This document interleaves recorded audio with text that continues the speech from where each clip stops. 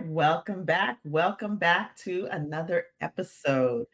I am excited today, as we talk about getting to the root cause of all things that impact our health, as we talk about getting to the root cause of our beliefs and our behaviors.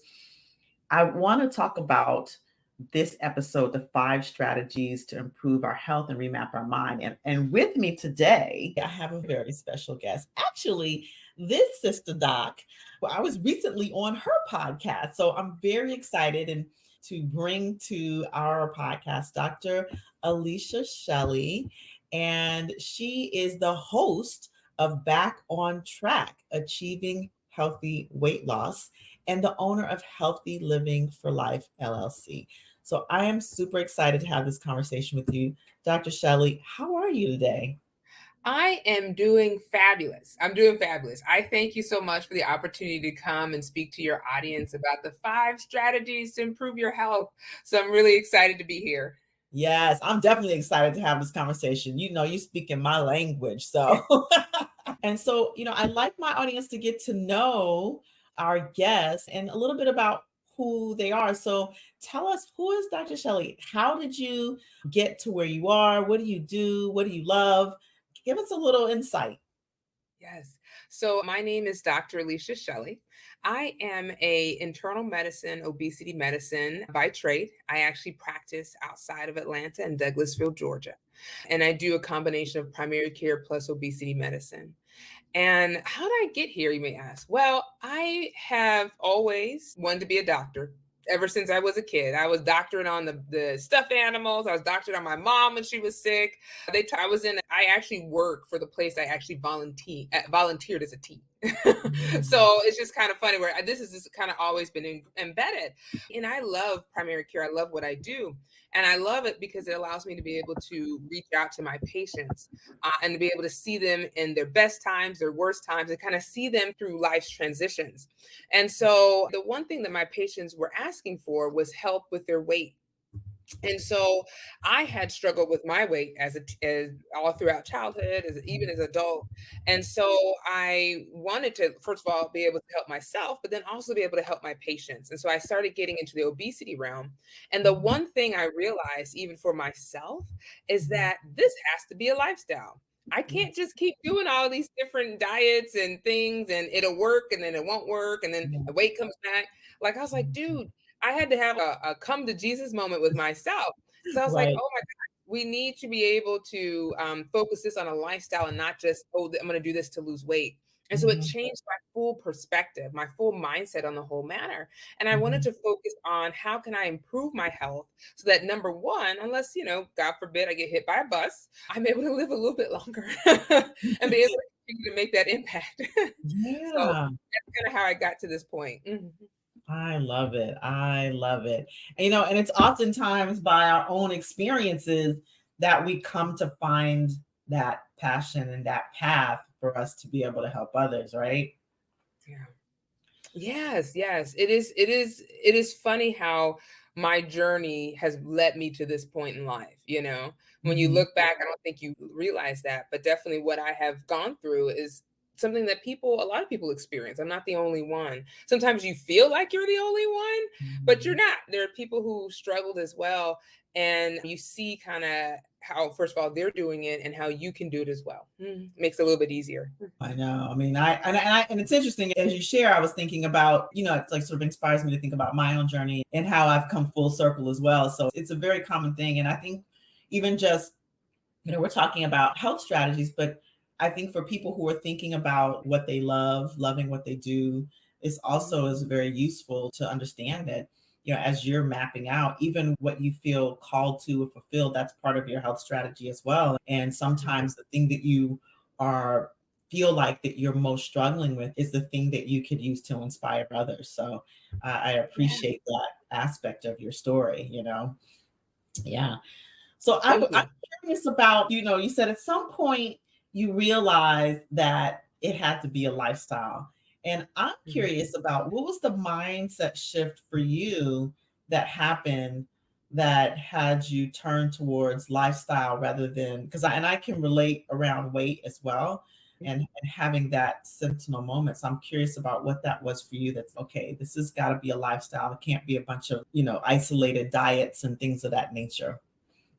Yeah. So, well, let me just tell you a little bit of background. For me, I had been struggling with my weight for a while. And Mhm, so throughout life, teen, early 20s, mhm, I had mhm, done multiple diets. And mhm. when I hit medical school, that was a total new ballgame because it was very stressful, high Yeah. paced.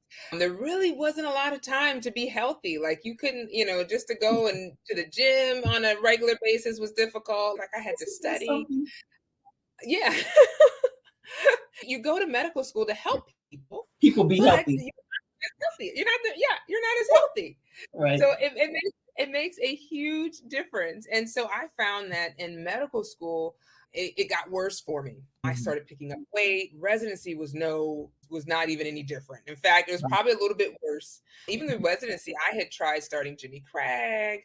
I had Mhm. done Weight Watchers in Yep. medical school, and then now I'm attending. And you're like, yes, I'm finally out. Mhm. And that didn't work either. Right, right.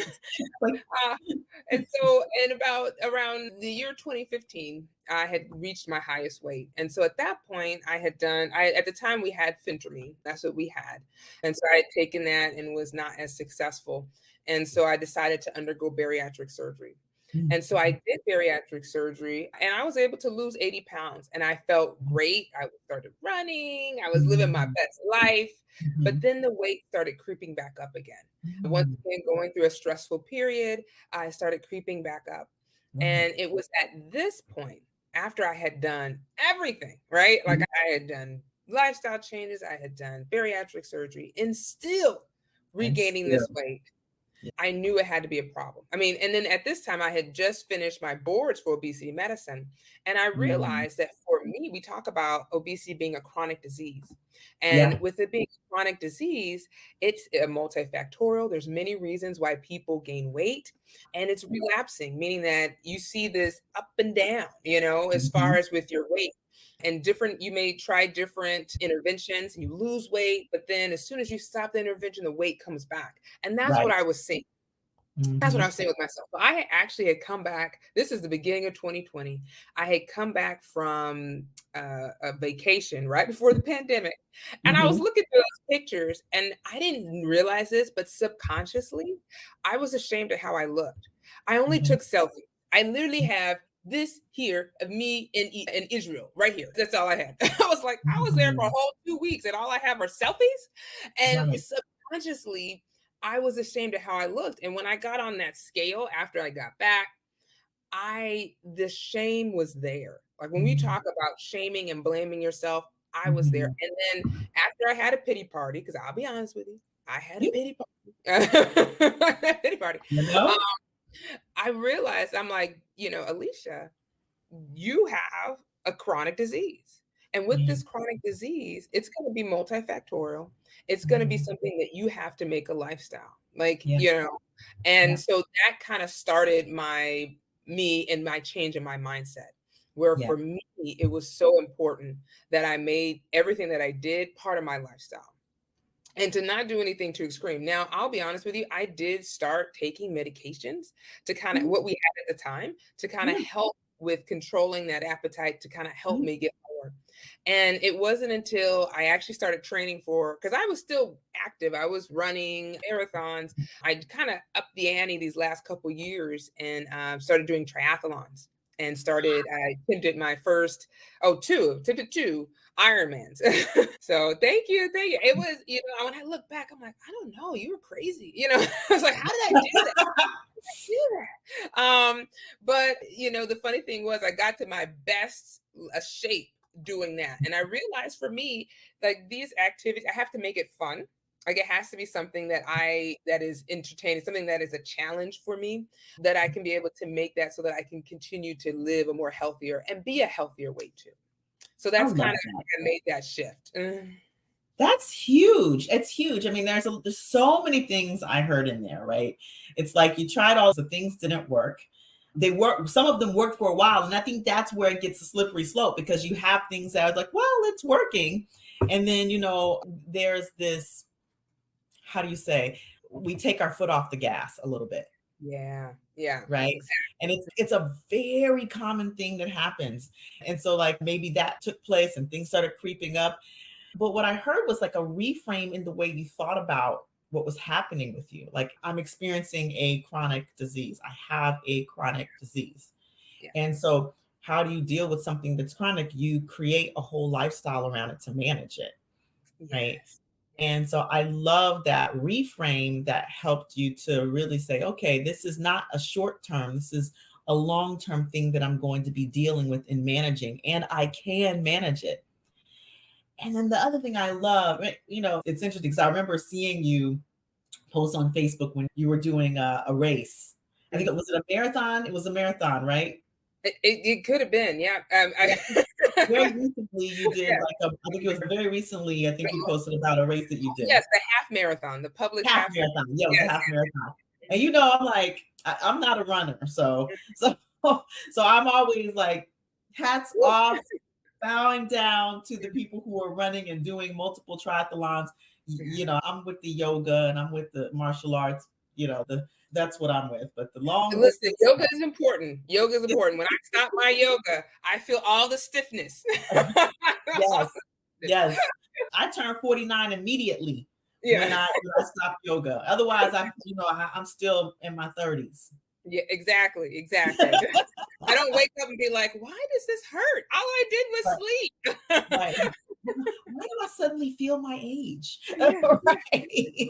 walking So around yeah, clean. yes. So I just love that you also said that you had to make it fun. And let me tell you, it is one of those when I was in clinical practice and I would talk to patients and I would say, what do you like to do that's movement? Mhm. Because I am the same as like I feel like we're sisters, sisters from another mister, right? Yes. Because I could not sustain exercise. That's why martial arts. That's why yoga. I used Mhm. to be a gym person, but I could only sustain going to the gym when I was going to classes with really good music or I was going like step classes or cycle classes. Okay. But it left me without accountability because like with you as a resident, as a medical student, as a resident, we didn't have time to go places, Yeah. right? And so I had to discover something that was fun that I could do at home. Mhm. And then I had to discover, I used to rollerblade. I discovered some partners that I could do things with. Mm. And so I just really appreciate you sharing that bit about, it doesn't have to be boring. It doesn't have to be hard. It can be fun, you know? Yeah. And I love how you said that you had an accountability partner, or even if they weren't, but friends that Yes. make it fun. I Yeah. find the best time is that when I started running, I ran with a friend. We would meet up and we would walk, run, we would chat. It'd be like a de-stress moment. 'Cause we're getting rid of everything and then we're just enjoying each other. And then when I started training for races, I worked with a group. So I was Mhm. meeting up with them and it Yeah. made me more accountable. I find Yeah. sometimes myself it is hard for me to be accountable to myself. Like I kind of Right. need to be like, if I'm going to see the personal trainer, I'm like, I'm there. I'm going to see you. You're going to call Right. me, be here on time, and we're going to work Mhm. out. But if it's Mhm. me, I'll make excuses. I'll be like, oh, it's too cold. Yeah. Oh, I got to do this. I got to do that. Well, But when you have people that are there and you're like, hey, we're gonna have fun, we're gonna go mhm. rollerblading, or we're gonna go and do yoga together, or take a Mhm. class, it makes it so much easier. And I Yeah. find even for my patients during the pandemic, I had one lady. They would have a Zoom call at 5 o'clock with her family, Yep. like her extended family, like her sisters or her Mhm. aunts, and they would just get on the call to exercise together, and they would chit chat Yes. and they would just connect but they would exercise and it helped her be more consistent because she would be able to be there and they would be able to exercise together. I think that's why Peloton got so big during the pandemic was Mhm. because it really cultivated community. And there were all these different classes, and apparently there's great music. I don't personally own a Peloton, mostly because I've owned multiple bikes and machines in my house. And even with having the community, I'm like an in-person kind of person, right? Even though it's interesting, I am an introvert, so I do Mhm. enjoy my own company. But when it comes to things that I like exercise, I enjoy the company of others because it helps motivate me and it shares that energy. So I survived the pandemic around exercise and yoga by doing things online. But as soon as, it was safe to go back, I was back with a mask on and everything. Yeah. That's so true. That's so true. I have a Peloton, and the funny thing is, I would use it for preparing for races, but they Mhm. do have great music. Like they have Yes. whoever you like. They got like Beyonce, they have country, and they'll do a Yeah. whole like, you know, I'm trying to think of a country singer now, blanking at the moment. But whatever You musician only you think of like, Kelly Clarkson. Kelly Clarkson. They have a Kelly Clarkson type of, where they do the whole song of Kelly, Yeah. or Yeah. R&B and hip hop or Yeah. whatever you like, pop. So, Mhm. but I'm not trying to sell Peloton, but all I'm trying to do is say is that sometimes having that interaction with people makes it fun, makes it a lot of fun. And Absolutely. then on top of that, you are hitting not only your social connection, you can Mhm. reduce your stress because you guys are laughing, so Mhm. it can make it a little bit. And then if let's say if it's your spouse, right, you guys are Mhm. connecting. You're kind of Yes. sitting there talking a lot more. You're just kind of Mhm. having that time to yourself without exercising. Do something healthy. Yeah, it's so important. I mean, that connection piece is really important because that is part of, like our total health that we sometimes forget about is that emotional, psychological, intellectual, social, Yeah. fun connection. Yeah. Oh, yeah. Makes a So huge it makes difference. a huge difference, huge difference. So, interesting. What was coming up for me as you were talking about fun and exercise was also fun with eating. Oh, yeah. I Mhm. think that people think eating healthy is boring. Yeah. And, I beg to, well, it depends. I mean, I think eating healthy can be extremely fun. I'm a cook. I'm a person who likes to cook. I'm from Mhm. the South. I grew up in the South. My mom cooked. And so I'm like one of these people that like to cook. And I like to cook for myself and I like to cook for others. But growing up in the South, growing up in Alabama, Huntsville, Alabama, we didn't cook healthy back then. It was all like, people things from the farm, hogs Yeah. and cows and, grease A lot and of saturated fried. fats. Yep, yep, fried foods, all of the things, right? Lots of bread, sugary cereals, Mhm. all of the things.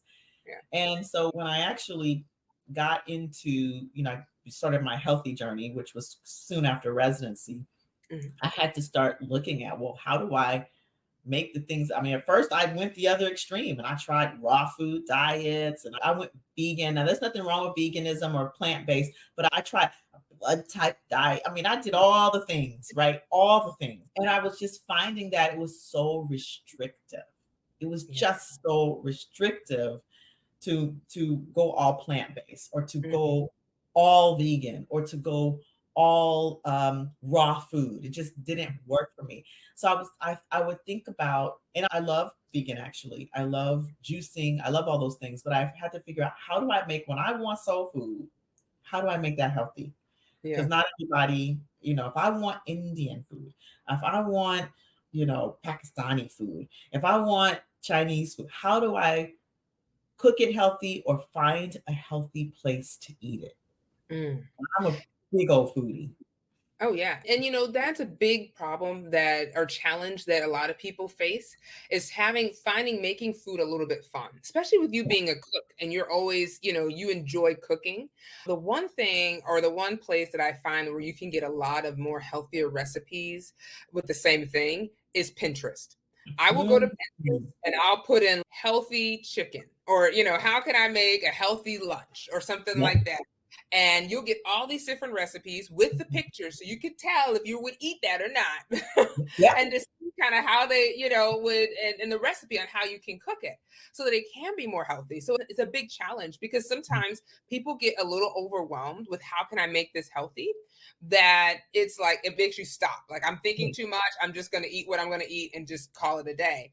But Yeah. if you can try something different, go to Pinterest, go to Google search, you will see there's so much that's coming up for you that makes it a lot easier.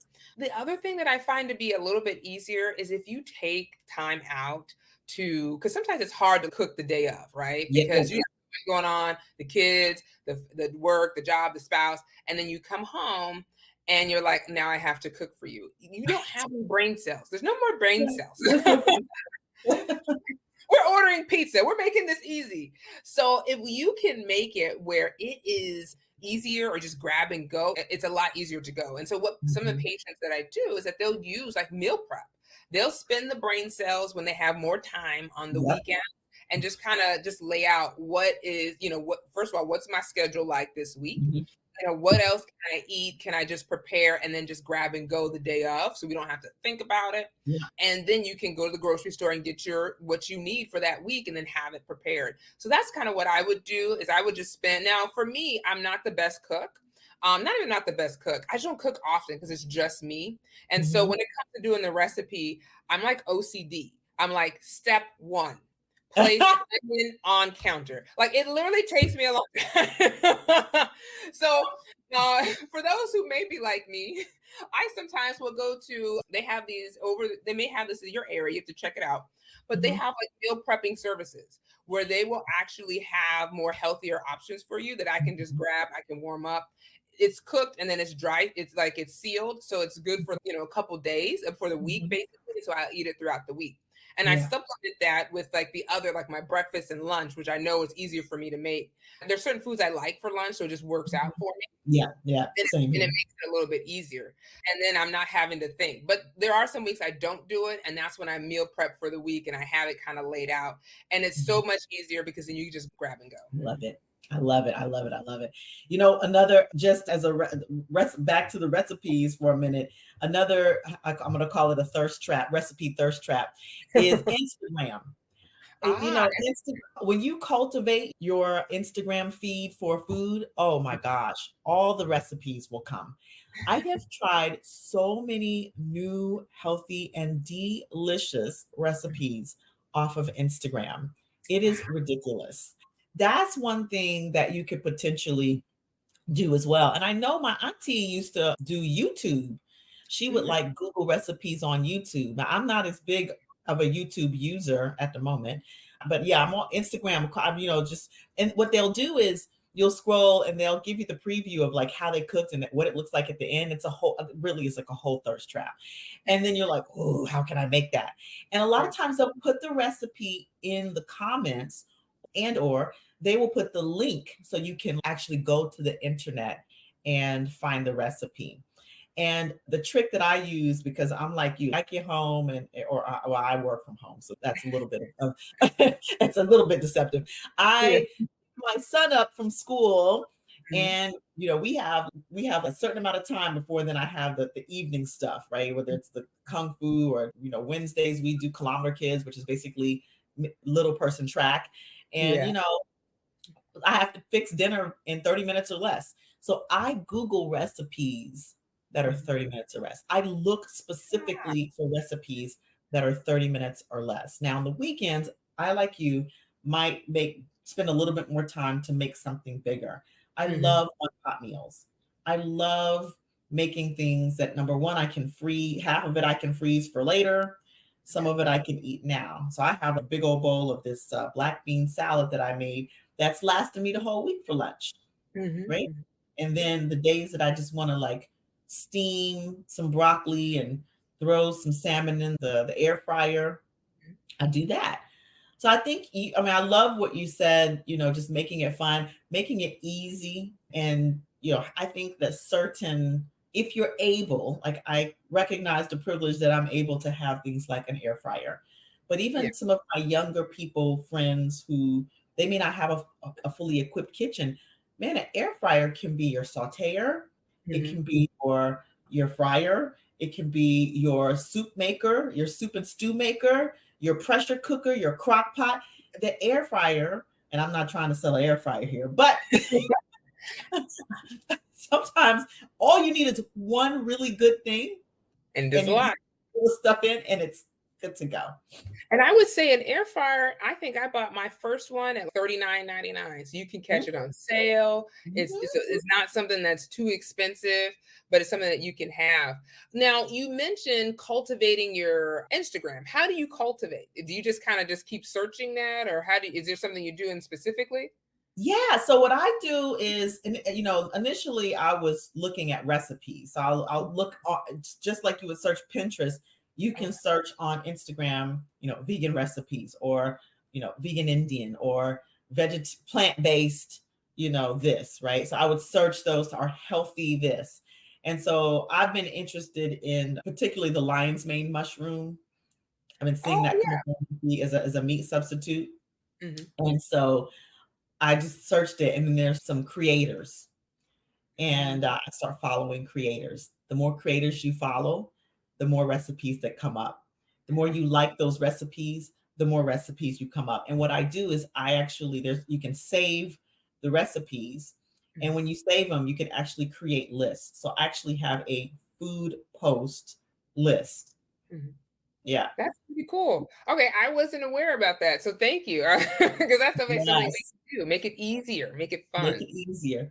Yeah, and then the last thing I think that just to your point that I did was there are apps that you can download. There's this app. I gotta show you this app because this is if I can get my phone up here. I know we're recording the whole podcast, but I'm gonna get my phone up here. So there's this app, and the app is called Recipe Keeper. And what I love most about this app is that you can import recipes from the internet onto the app. And what happens is then all you have to do is go to the app to pull Mhm. up the recipe rather than having to go to the internet or print. You know how we used to buy the big books? Print Yes, recipes? yes. Yeah, girl. So I still have a lower shelf in my pantry of all cookbooks that I never open. They're just there. Just- same, same, same. yeah. All right. So now look, we got 5 strategies. How many strategies have we hit? We have we've hit two. All right. So the first strategy is number one, give yourself some grace, right? Avoid Mhm, perfectionism. I don't know mhm. about you, Oof. but I think that was the biggest thing that I had is that I wanted to be perfect. And you're not Yes. perfect. You will have weeks, you will have days where it is just not your friend and you're doing the best you can. So give Yes. yourself grace during those times. Yeah. The second thing is kind of starting small with your healthy habits that you're trying to change. Sometimes we think we have to change everything all at once at the same time.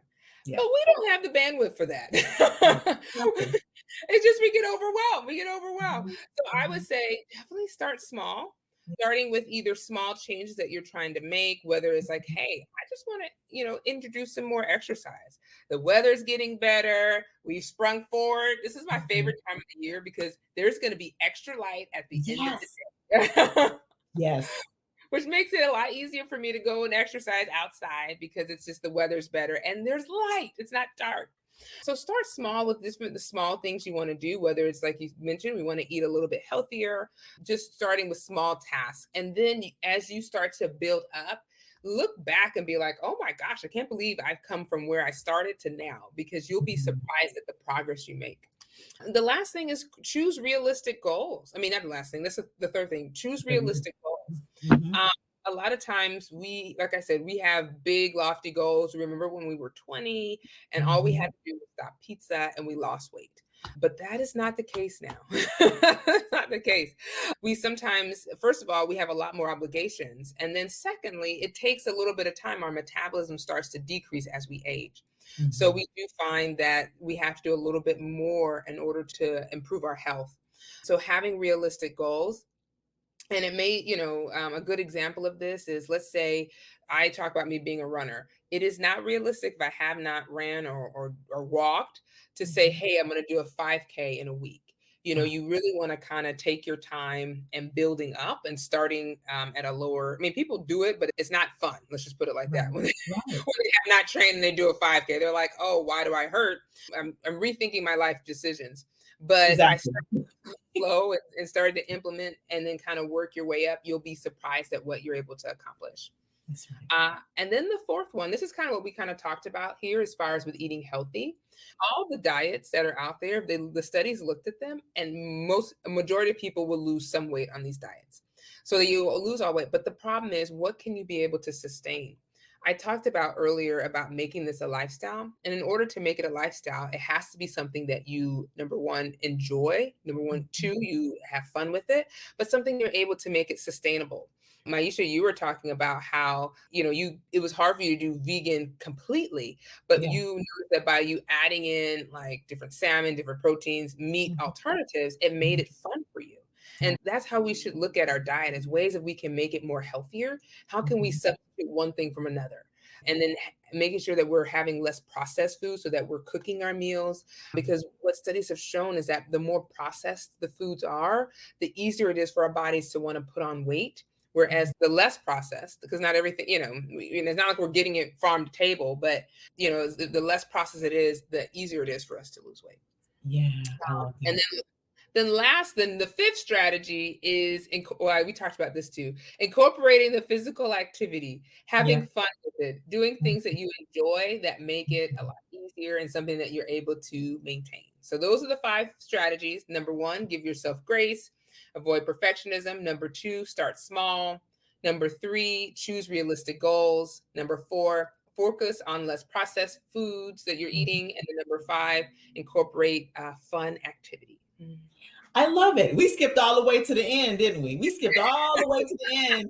The first 3 were the most important. We skipped all the way to the end. That's just what we do. But I love everything that you said, and I think part of like giving yourself grace and starting small and setting those realistic goals.